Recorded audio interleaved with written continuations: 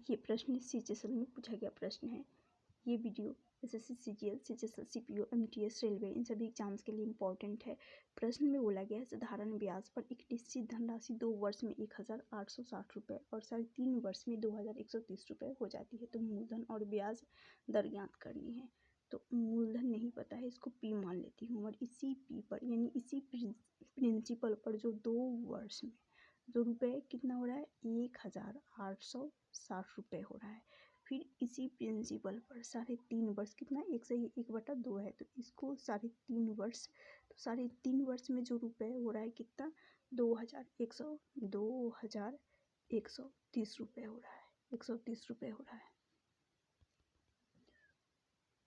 देखेंगे वर्ष, यहाँ पर जो वर्ष में अंतर देखेंगे 1 वर्ष का, यानी 3.5 वर्ष में से 2 वर्ष को माइनस करेंगे तो यहाँ से 1 वर्ष का अंतर आएगा। और ये 1 वर्ष का अंतर जब यहाँ देखें तो 2130 में से 1860 को माइनस कर लेंगे तो यहाँ से कितनी 270 का अंतर आएगा। और ये जो 270 कितने वर्ष में हो रहा है 100 यानी 1.5 1.5 वर्ष में हो रहा है, तो 1.5 बट्टा में आ जाएगा, गुना 2 कर लेंगे, टाइम 2 वर्ष का है।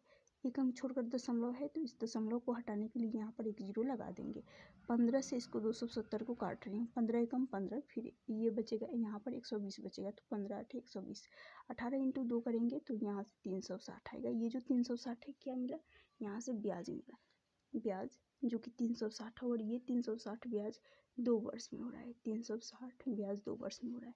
तो हमें यदि प्रिंसिपल निकालनी है, प्रिंसिपल के लिए ये जो 2 वर्ष में कितना हो रहा है 1860 रुपये, इसमें से किसको माइनस करेंगे 360 को माइनस कर लेंगे। 360 को यदि मैं माइनस कर रही हूँ तो यहाँ से 1500, ये जो कि प्रिंसिपल बन जाएगा, मूलधन 1500 बन जाएगा। अब हमें क्या चाहिए, हमें ब्याज निकालनी है। तो ब्याज बराबर यानी हमें निकालना है रेट, दर निकालनी, तो दर रेट बराबर यानी दर बराबर क्या हुआ, ब्याज सिंपल साधारण ब्याज अपॉन प्रिंसिपल गुना 100 अपॉन टाइम कर लेंगे।